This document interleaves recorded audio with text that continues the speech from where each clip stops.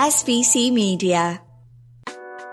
Welcome to the iGaming Daily podcast, analysing the news from the betting and gaming industry all over the globe, supported by Optimove, the #1 CRM marketing solution for the iGaming market. The closing days of February will see Sweden's parliament begin its review of gambling taxes and a proposed increase in the base tax from 18% to 22% of income. Following a year of costly compliance adjustments, licensed operators believe that they've been left in the cold as a tax increase threatens to disrupt Swedish gambling once more. Meanwhile, in Germany, the sports betting trade association, Deutscher Sportwettenverband, has called on the Bundeslander to support its calls for the realignment of interstate online gambling laws in 2024. The trade body has reiterated its warning to Bundeslander that the interstate market faces a 50% exposure to the black market and that deficiencies will be exposed this summer as Germany hosts the UEFA Euro 2024 championships. However, is anybody listening? I'm Martyn Elliott, and welcome to today's edition of iGaming Daily, brought to you in partnership with Optimove, the #1 CRM marketing solution for the iGaming market. 56% of the EGR Power 50 personalised player experiences with Optimove. And as a special offer, Optimove is offering new clients a free month when they buy Optimove. For more information and to claim the free month, go to optimove.com/SBC. Joining me today to discuss all things Swedish and German is SBC's Content Director, Ted Menmuir. Hi Ted, how are you doing? Very well, very well. I'm powered up with my new internet service provider. No more Virgin Media for me. I'm done. Yeah. I've gone for the most hipster internet service provider who guarantee clear transmission, Martyn. So we're in good hands now. Well, I'm impressed by that. I'm still stuck on Virgin Media, Ted, which won't surprise you given some of the length of time it's taken to record these podcasts in the past. Yes. iGaming Daily, we are anti-Virgin Media. Wow. Unless they sponsor us. I was going to say, I'm going to pass that on to the sales team, see if they can do anything with that particular sales call. Yeah. So, anyway, if we get down to business, because I have no idea whether Virgin Media is active in Sweden or not. But we'll begin with Sweden in the first half, and then in the second half we'll move on to what's happening in Germany. But some similarities and some difficulties in those two markets. So perhaps can kick off a bit by telling us a little bit about why there's been this review on the taxation on the gambling industry in Sweden. Okay, so Sweden is approaching its 6th year since it re-regulated the Gambling Act in 2018, and it was adopted in 2019, so it's 5. But the government believes that the market has now been settled in terms of its growth, in terms of its licenses, and that in year 6 it should proceed with a review of the basic tax rate applied on gambling operators. The flip side to that coin is that the Swedish operators themselves believe that they've been left out in the cold because, yes, in the 5 years that preceded the Gambling Act, what's happened is they went through COVID. They had very, very strict measures implemented, safer gambling measures implemented during those 2-year periods with a SEK 500 limit on online casino games. And also from 2021 onwards, there was the inclusion of safer gambling, and customer reporting placed on Swedish licenses. So the compliance cost has gone up 4-fold across operators. And you can see this in the results of gambling PLCs. Month on month, they are showing kind of declines on the Swedish market and the Swedish output. So it is a concern across all operators in that region. Okay. And it has been a sort of an unlikely set of events that have happened since Sweden has re-regulated. Do you think the government is right, broadly speaking, to say that the market has sort of settled down now and it's in the right place for this tax change? This is a question that depends who you ask. Now, from a Swedish government perspective, I mean, they've always said that gambling, especially last year, that they underlined that, look, we are going to review gambling taxes in 2024. There has also been changes to the Swedish government. So I think the gambling industry thought that they would have a more favourable conservative coalition government coming in. It's actually been the opposite. They won't review the mandate that was put forward by the gambling industry, and they've chosen to go ahead with taxation as a key point to review the market. And it's also looking at the stats. I mean, it's Swedish gambling last year, 27 billion in GGR. The market seems to just, like other European jurisdictions, mirror kind of that transition from the growth in online consumers against kind of a decline in retail gambling led by Svenska Spel. Sure. I mean, it's they're putting together an interesting coalition, the industry, against this. They've had some support, I know, from the sort of Swedish professional football and also the sort of Publishers Association, who are concerned respectively about a drop in sponsorship income and a drop in advertising income if this tax comes in. Do you think those bodies are right to be concerned? Because the results of some of the operators who are sort of prominent in Sweden not been that great recently. Okay, so I think here you've got to kind of look at the gambling PLC performance. Now, let's take them individually. Look, Kindred has stagnated revenues in Sweden for the past 2 years, but at the same time, look, it says that it's fulfilling its social mandate and it's transitioning the retail customer online. It's fulfilling out its safety and compliance procedures, which are hurting the company, not hurting, but they're taking in multi-million pound a year costs every year to fulfill that demand. Last week we had Pontus Lindborg, the CEO of Betsson AB. He stated that, look, they've been forced to kind of minimize their exposure on the Swedish market. It's become less of a priority for them. So year on year, they're minimizing spend and sponsorship activity in Sweden because it just doesn't reflect kind of any ROI. And in terms of the market itself, for the past 2 years, they've been dedicating everything towards kind of compliance costs and margin control and keeping margin control in Sweden. Elsewhere, if you look at Svenska Spel results, yes, growth online, but they've now been forced to shut down two of their remaining Cosmopol venues in Gothenburg and Malmo, which even including revisions, they can't make profit out. They're not profit effective. So what this kind of spells is that, again, it's going to be another tightening of the market, right? And who's going to be left in when who can kind of accommodate kind of further kind of terms of play for Swedish operators. And again, another year of adjustments, of very, very tough adjustments for whoever's left. Sure.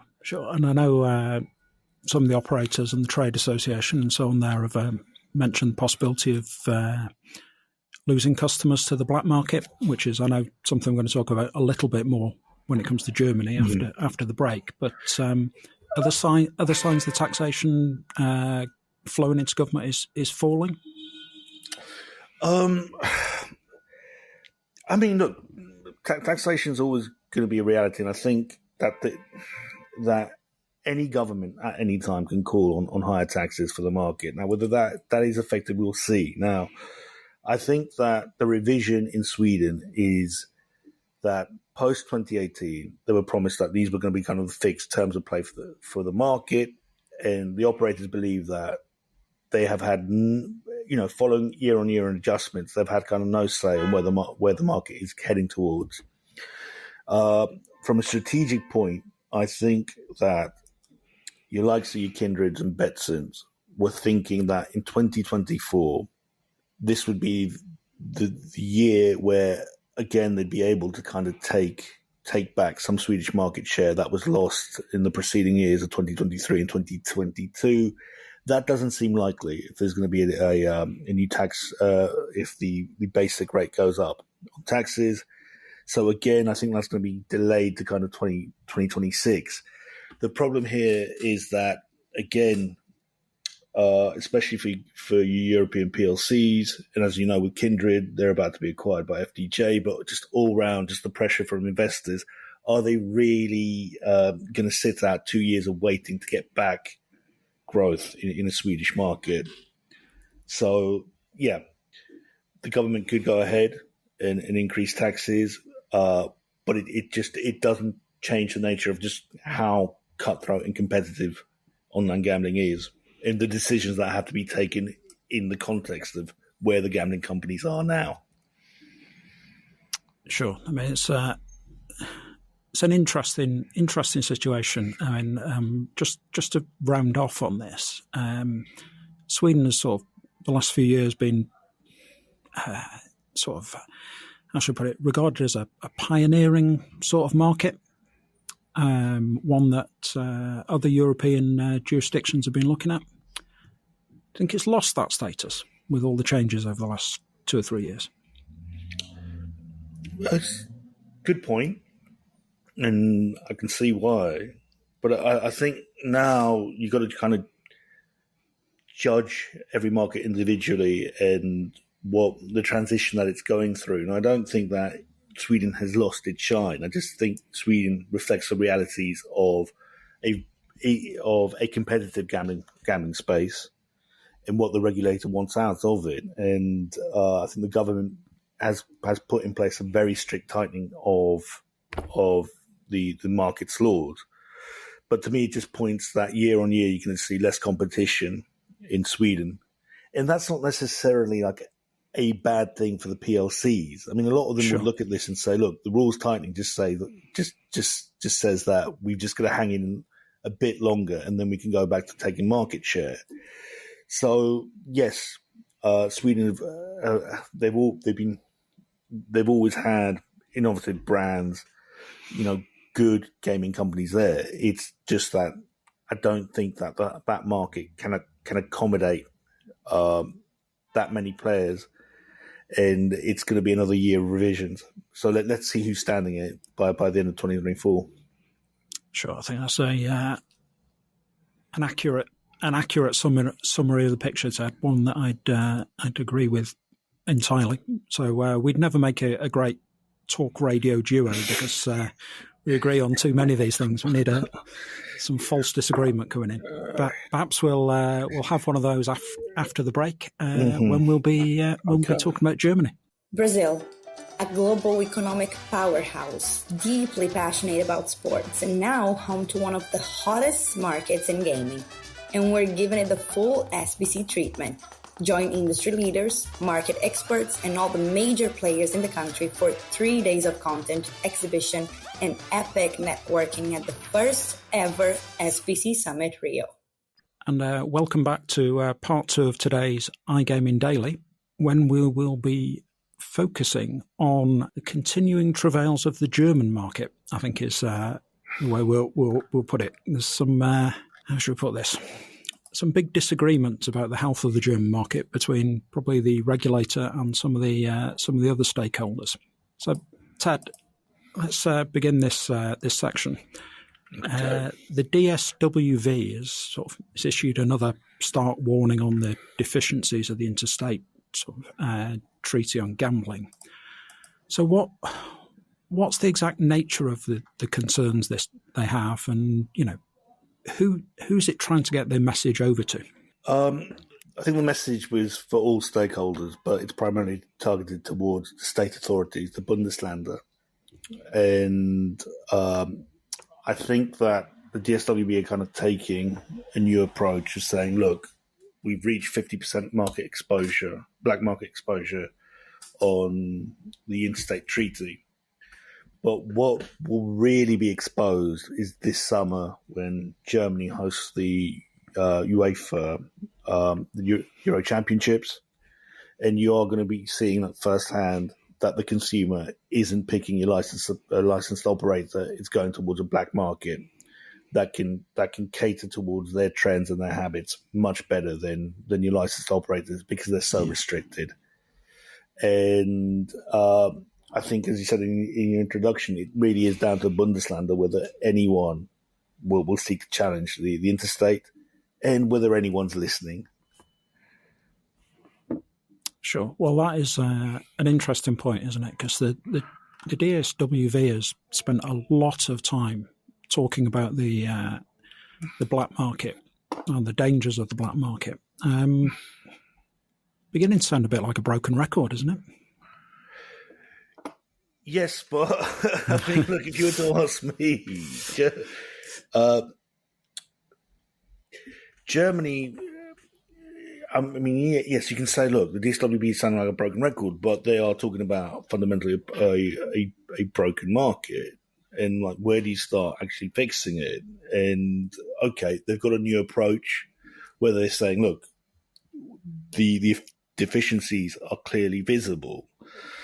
But, I mean, we've asked them, I've asked them personally, is it really that it's just efficient, or do you have to just start the whole process all over again? And I think that is another kind of big question of the German market as it stands. Sure. I mean, there's a couple of things that, if I sit here and analyse it from a UK perspective, that look just bizarre, really. Some of the restrictions they've got on the products that can be offered and so on. It's almost like they sat down and forgot the idea that you can't uninvent things. Players aren't suddenly going to want to say, we don't want to bet in play anymore, or we don't want to bet on some of our favourite sports. You know, they're just not going to put up with that. People's habits don't work like that.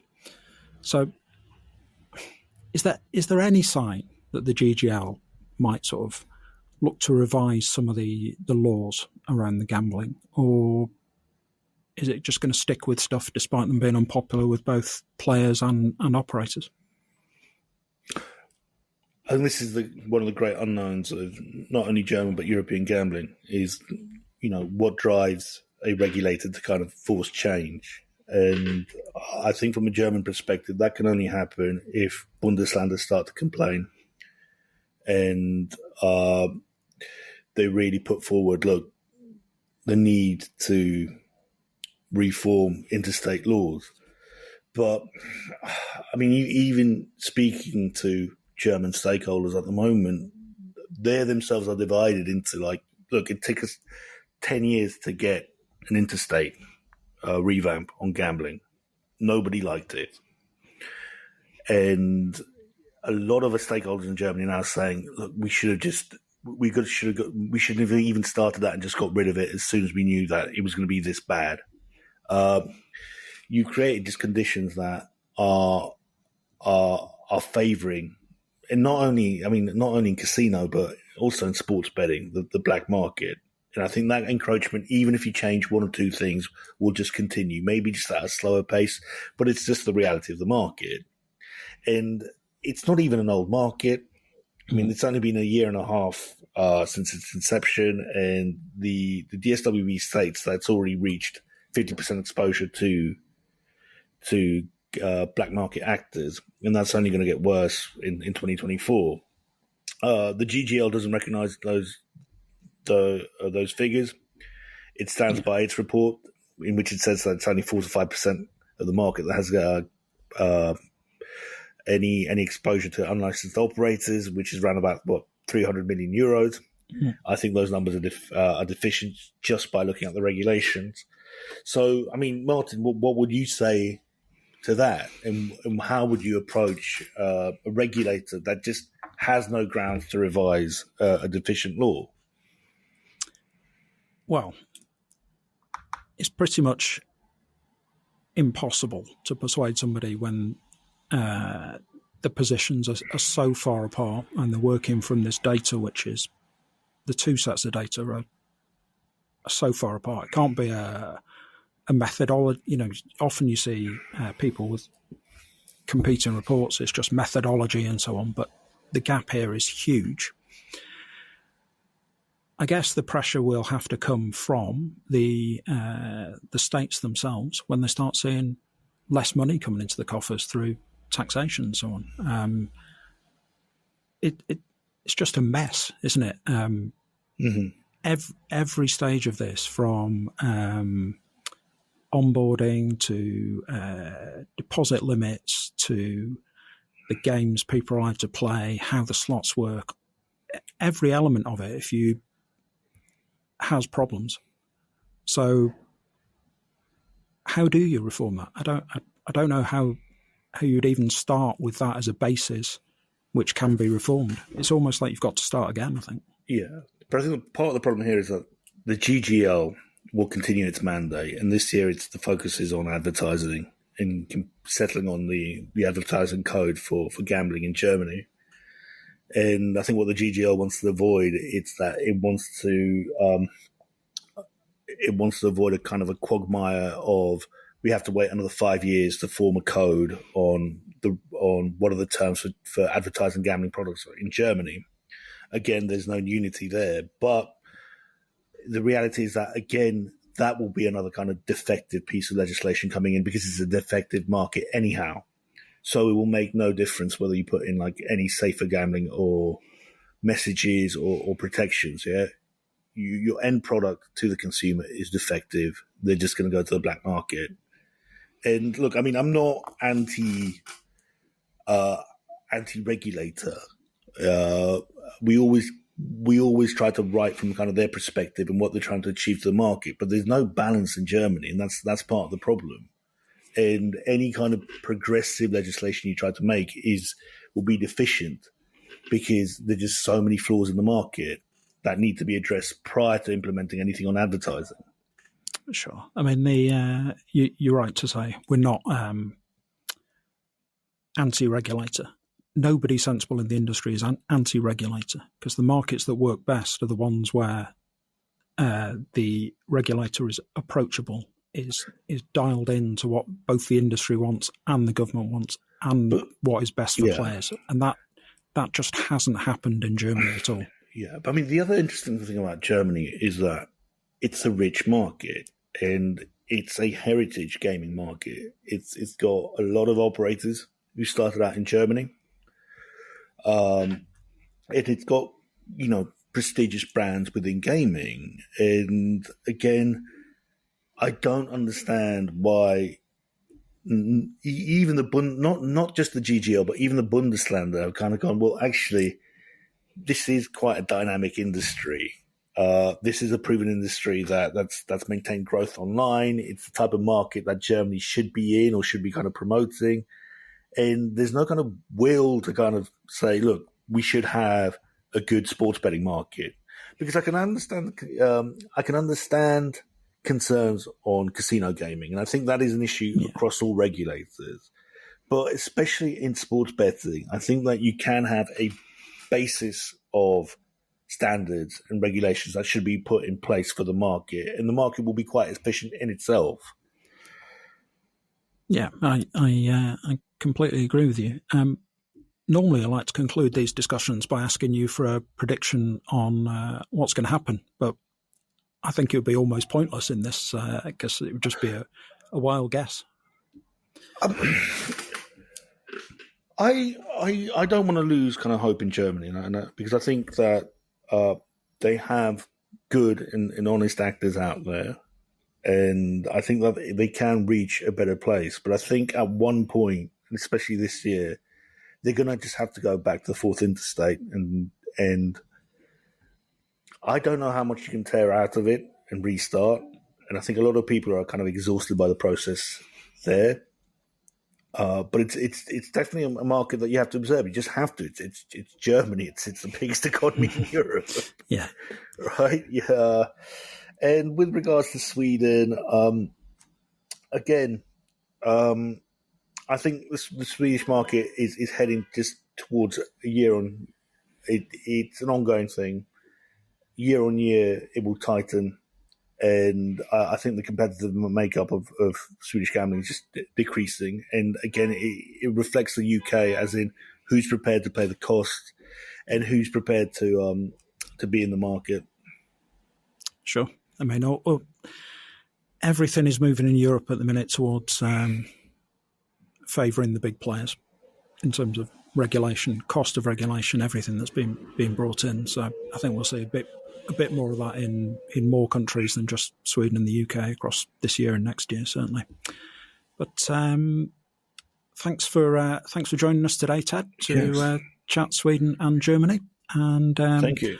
I'll let you get back to listening to that traffic outside your window, which has been fairly heavy all the way through this. Apologies. No problem at all. I mean, you live in London. It is known for having some traffic. So okay, that's it. So so that's all for today. Join us again tomorrow for another edition of iGaming Daily in partnership with Optimove.